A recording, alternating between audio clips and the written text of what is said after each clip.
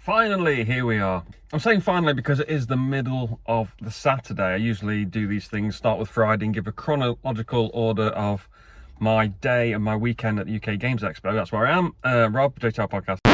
JTR Podcast, I've not used that name for years. I'm Rob from JestaThaRogue.com. I'm at the UK Games Expo this weekend. The tickets were provided by UK Games Expo. Thank you very much. This video is technically an advert, but it's going to be a bit different because on the Friday I came with a friend, so I didn't do any filming. I just filmed the games that I played. I only played 3 games. I didn't do any B-roll or film anything I was looking at or do any commentary. So I'm going to do a sort of how 2024 is, and I'm going to combine it with my tips for visiting UK Games Expo, which is my most popular post on my website. And tip number 1 is get as early as you can. It means you get a car park closer to the venue if that's important to you. Luckily, I quite like the exercise. I'm in N2 today, which is an 11-minute walk from the expo, so it's quite a long way. I really enjoy it. I enjoy the walk, especially on the way out. Right now I was walking through the hallways. It was completely empty and it was lovely and quiet after being in the halls with all the noise in there. So creepy. There's nobody here. Forgot to mention as well, the shuttle bus does run this far away from the expo. I've just seen it, but I could have ran for it, but But also, this is with a queue Friday morning just to pick up the passes. It took an hour to get through there, and then my friend wanted to drop some stuff off at the Bring and Buy. It took nearly an hour to get through that as well, so that was fun. So tip 1 is to get here as early as possible. Even if you can get Wednesday evening, that's even better because it's much quieter. Tip number 2 is to prepay for parking. Now, when you prepay for parking online, you can pay for 1, 2 or 3 days or any combination of any days you want. I paid for all 3 days and it cost me £25. On the way out yesterday, I don't know what it is in this car park, but the car park we were at yesterday, which was car park 5, I think it was, parking was £18.95 for 1 day.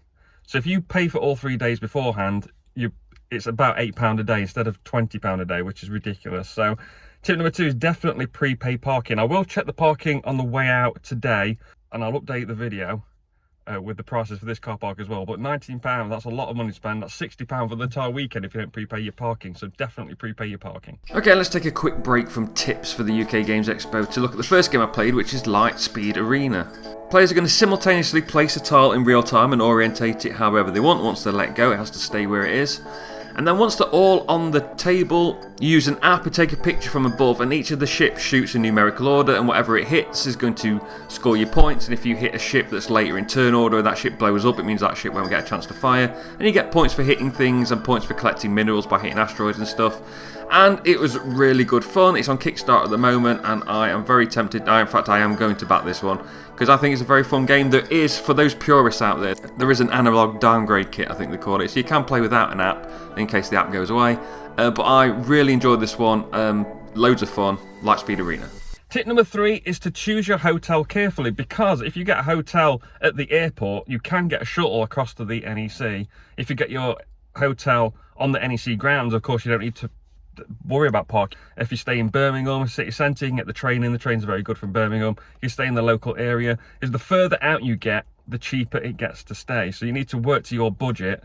Obviously, if you stay in the hotel on the grounds of the NEC or up at the train station, which is only a 5-minute walk, really convenient. Not very good for parking because you have to pay a lot for parking, but also the prices are ridiculous and they get booked up a year in advance. As soon as the expo dates for next year are announced, which they may have been done already, I'm not sure, people will book up all those rooms because they're some of the best rooms you can get.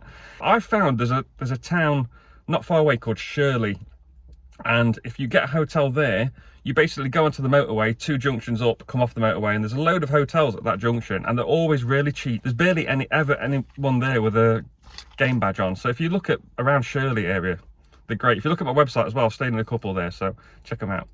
My next tip, and it is currently 12:30, it's time for food. So my next tip is shop around for food. There are loads of places inside that you can get food from. Loads of booths, there's loads of Subway, there's little Subways, carts scattered around. There's all the different food courts as well. There's the ones inside the halls that look okay. I've never actually been in any of those. And then, of course, you can take the trip up to the train station, where last time I went up there, I've not been up there for a while, there was a no, not a WH Smith. Yes, a WH Smith's with a meal deal where you can get a meal deal for a £5, £5 or £6. Not great nutritionally, but you know, it gets food, isn't it? It's all good food. But what I like to do is I like to look for something I've never tried before and try it. I had ramen last year and it was disgusting.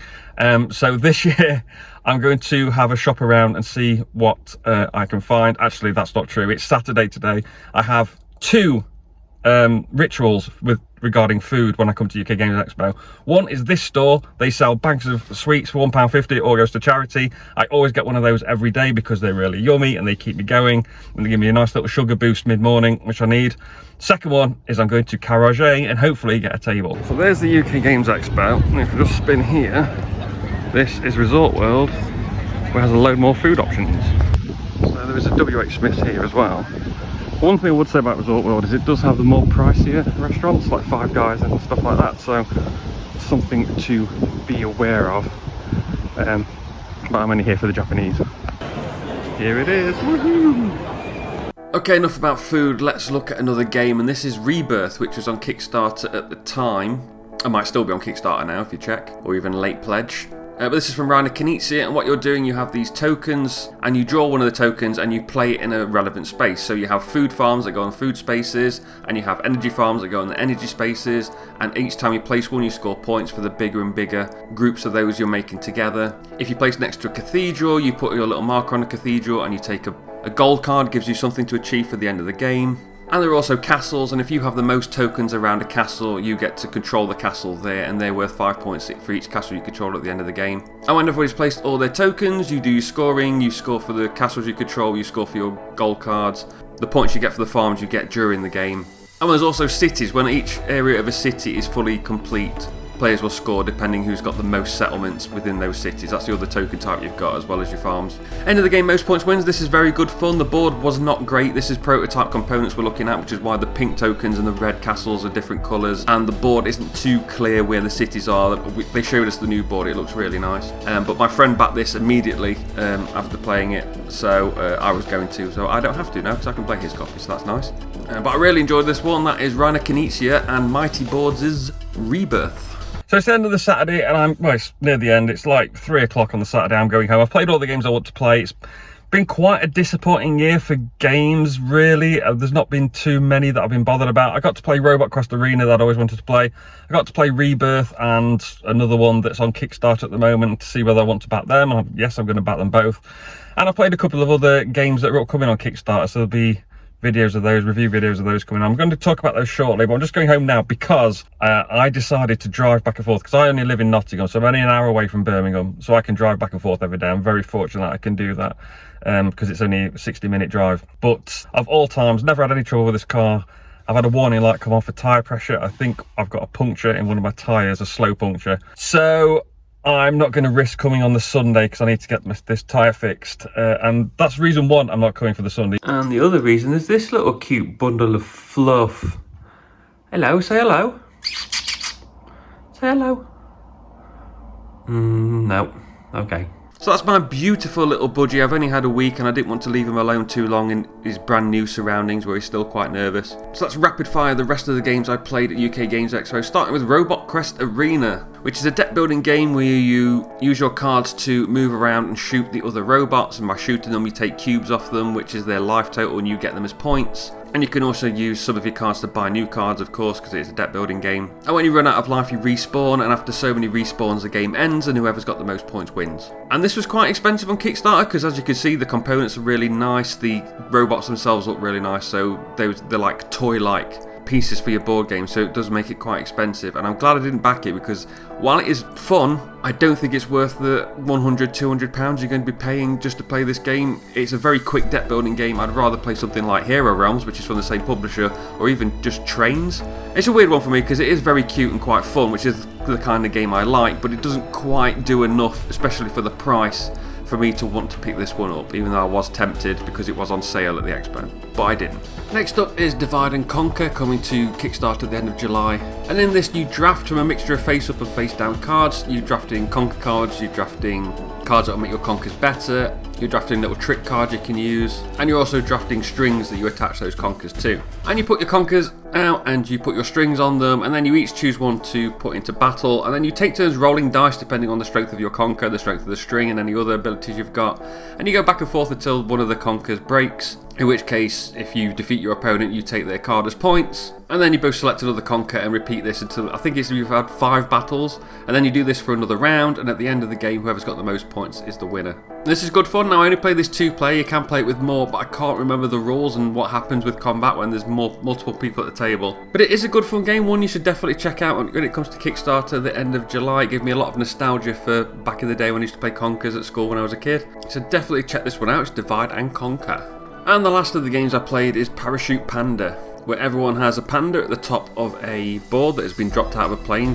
controlled by a crocodile, and you're moving one space at a time down to the bottom where there are crocodiles waiting to eat you. And on your turn you can play cards, and other players can play cards from their hand in order to either move yourself back up or move people down. You can drop pianos on people, try and force them down quicker, and the last player left in the air is the winner. And this is a really good idea. It's just not implemented very well. It also wasn't taught very well at the demo booth either, unfortunately. So I didn't really enjoy this one, but I do like the idea and the theme. Okay, well I'm sorry this video has been a bit of an unplanned mess, but hopefully it all makes sense and it's all there. But I'm just going to finish with 5 takeaways. Takeaway number 1, it's getting busier, so get there early. And don't assume that Friday is going to be any less busy than Saturday, because I don't think it's going to be like that anymore. It hasn't been for the last 2 years. Number 2 is prepare to stand around a lot waiting for games, and also prepare to walk a lot because there's a lot of walking to be done. Tip 3 is to shop around. So for example, I was looking for Secret Identity. It was £23 on one store, £25 on another. But also in the Bring and Buy there was several versions of Gloomhaven ranging between £90 and £100. I found a copy of Dinosaur Island with the expansion that was ranging from £76 up to £90 as well, so make sure you shop around if there's something you're interested in buying. Number 4 is prepay for everything, or at least check to prepay for everything as soon as you can, because you're probably going to save money, especially on parking. That outrageous parking charge is ridiculous. And tip number 5, I think, yes, is while it's getting busier and there is a lot of waiting around, there is a lot of walking, it's quite tiring, and even my budgie is having his say. It's still worth going, it is still good fun, there are plenty of games to play, there's lots of people to talk to, you meet lots of different people, and you will have a good time regardless of whether you get to play the game you want or you get to buy the game you want. It is good fun. So yeah, that's all from me. Hope you found this useful, even though again I apologise for being a bit of a mess and a bit unplanned, and I've done what I can with what I took. But anyway, thanks for watching, remember to like, share, subscribe and all that good stuff, and I will see you in a week. Bye.